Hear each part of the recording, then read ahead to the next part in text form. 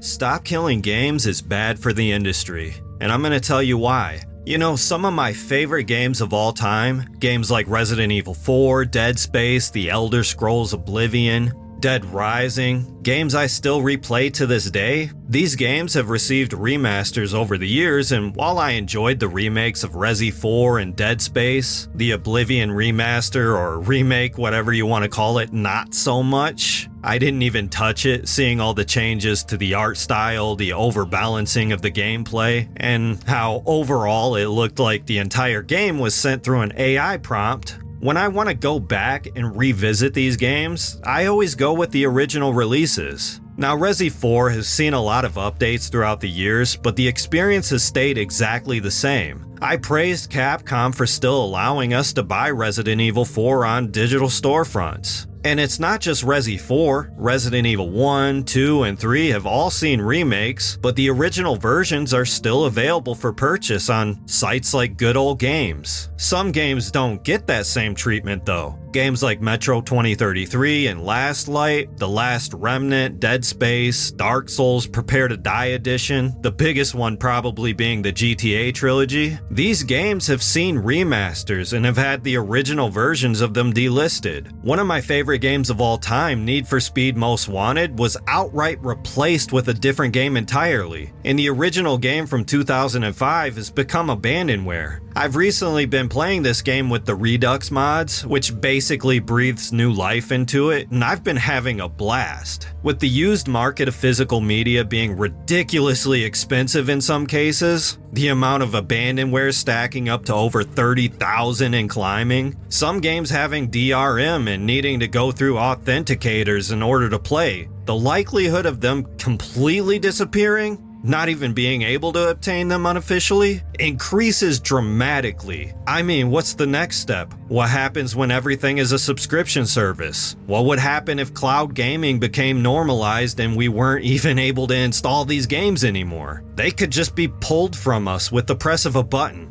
Poof, in an instant. A swift death by the corporate penny pinchers and beam counters, aka the executioners that no longer see them as commercially viable. This is why stop killing games is bad for the industry. Just look at Nintendo, how every single generation we've lost entire libraries of games, them getting rid of the virtual console, them completely shutting down the 3DS shop, making games like Super Mario 3D All-Stars timed purchases, reselling us the same exact game, sometimes for more than the original asking price. I love the updated versions of Skyward Sword and Metroid Prime Remaster, but what if I wanted to go back and play the originals? What if I didn't like the updated versions? I'm excited to play Mafia: The Old Country, and the definitive edition of the original game. Like, that was what got me into the series. I didn't like the original game. I thought it was clunky and too difficult, but I wouldn't want to see that game replaced by the remake and delisted. Now, on the surface, when you look at the European initiative, Stop Killing Games, you could look at it and be like, okay, this is for like live service games like MMOs and,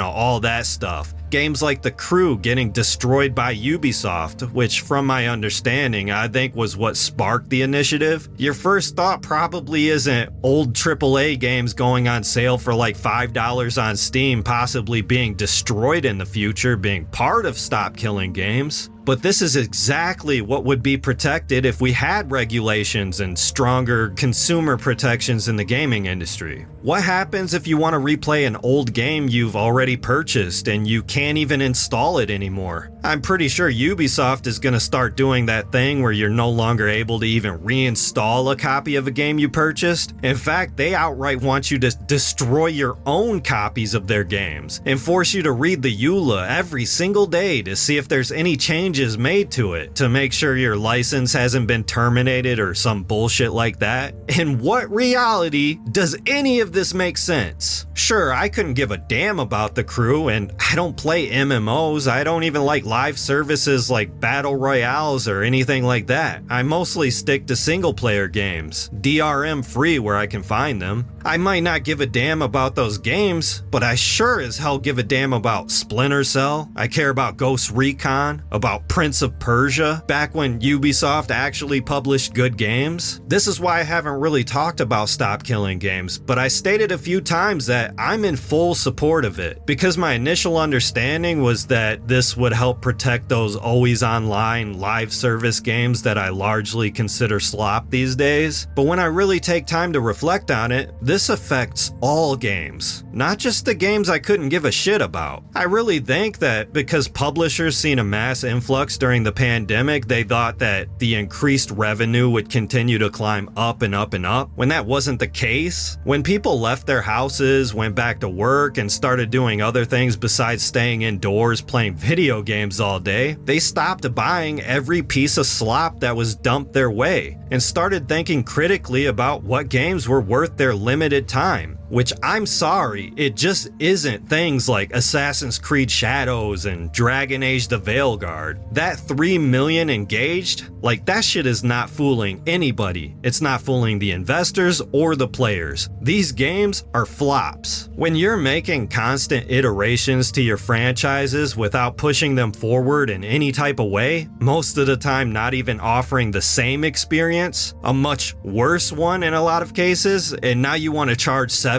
or even $80 for the same tired ass bullshit. When you're pushing FOMO live service multiplayer games that want to eat up everybody's time even though people already have that type of game they're committed to, people are not going to open up their wallets. It's just the reality. And that's why we can't have things like stop killing games getting in between that. So what's my point? My point is that I think in the near future, all these older AAA games that we constantly see during Steam sales are going to go through mass delistings. These shareholders that expect these brand name franchises to not just be profitable, but to completely eclipse what came before, well, they're going to start asking questions like, why didn't the new Battlefield game reach 100 million players, even though I think that's more players than the entire series has had? Completely unrealistic standards. By the way, my favorite Battlefield games are the Bad Company games, and both Bad Company 1 and 2 are no longer available for purchase. I think you can still play them through backwards compatibility, but you have to get the physical discs, and I own an Xbox Series S that doesn't have a disc drive, so I'd have to buy an Xbox Series X to play those games, which Xbox increased the prices of all their consoles, something we've never seen. Old consoles increasing in prices throughout their life cycles. Also, I switched to PC a few years ago and I have no desire to play on console anymore. I feel like I'm being fucked sideways if I want to play these games by official means. It's why I don't just support piracy in these cases, I actually encourage it. Which, for the Nintendo fanboys that like to report my videos and try to get them taken down, I can talk about piracy all I want. I'm not breaking any community guidelines. I just can't upload videos giving people links to copyrighted material, and I can't show them how to obtain those games. Plus, who gives a shit about how I get my hands on a 20-year-old game that's no longer in print or available for purchase? Seriously, they try to report my video for a guide on how to mod Need for Speed Most Wanted 05. A damn mod pack. They were trying to say it was piracy even though the video had nothing to do with obtaining the base game. It's like Nintendo is grooming these tourists that are not actually Nintendo fans. They didn't grow up with Nintendo's legacy hardware. They don't understand anything about emulation or modding or how it feels to want to relive your favorite games, but you can't because Nintendo wants to take them away. And don't just tell me, oh, just subscribe to Nintendo's online service. You can play Wind Waker and F-Zero, which is the entire point I'm trying to make. Subscription services are trying to fuck us over and groom the next generation of gamers to be some subhuman class of consumer that no longer understands the concept of physical ownership, that quietly gobble up every bit of slop their corporate overlords deem acceptable. This shit is dystopian, man. It's like the real world version of 1984 in the Animal Farm. It's like Big Brother Nintendo is watching me and their digital key cards are doublespeak to try to wash away physical ownership. Companies no longer use the word customer anymore. They use the word consumer. And I'll tell you the reason for that. It's because the word customer has a dirty little history attached to it. These companies don't want you to know about it, but back in the day, the customer was always right. That's the concept they want to abolish. Why do you think whenever a game fails, developers and studio heads want to hop on Twitter and blame the gamers? They want to own the chuds or whatever you call it, because people didn't like the message or how they wanted to combat the male gaze by taking Joanna Dark and giving her a big ass jaw and making her look like a man. It's because the customer can't be right. It has to be the company. By the way, good business decision from Microsoft by canceling that abomination of a game. Also, before you go into the comments section calling me some right-wing grifter or some shit like that, doomer, rage baiter, you know, the typical buzzwords you see from gamers that have too much soy in their diet, just know I am not a part of any of that bullshit. I think a lot of YouTubers yelling about games being woke are extreme activists that will point out any little detail in every single game. Outside of large examples we have like Dragon Age the Veilguard and Shadows, Concord and all that, I think that shit is tribalistic and it only exists to one-up the other side and stir up drama for the sake of views. At the same time, you can't look at Xbox's guidelines or some of these games that are clearly pandering to a modern audience, self-inserting their political ideologies and all that nonsense. You can't look at all that shit as a normal person with functional eyeballs and say that there's not some type of agenda within some games. And again, this is in extreme cases. Calling a game like Kingdom Come Deliverance 2 woke because it has a gay romance option, or Expedition 33 woke because you see a black person, those are the type of brainworm idiots I'm talking about. The stuff I try to focus on is stuff like remasters, adding in censorship, modern franchises trying to virtue signal, you know, the Marvel Universe millennial writing bullshit, stuff like that. Those other guys, they're simply trying to keep their content from drying up because they built their entire brand on combating the message. What I do differently is I actually show people that I do in fact play video games. I give them recommendations for all these indie games. I play ROM hacks, fan games, retro games, the stuff I actually enjoy. So when I make a video like this that largely covers the drama within the industry, I feel like I have to make that one clear that no, I am not a part of whichever side you agree or disagree with. I don't give a shit about either side. But at the same time, I can look at certain games and say, yes, this is offensive to the eyes, and 100% focuses on an agenda rather than, you know, what a game should actually be focused on, which is fucking gameplay. A lot of modern gaming is straight up slop.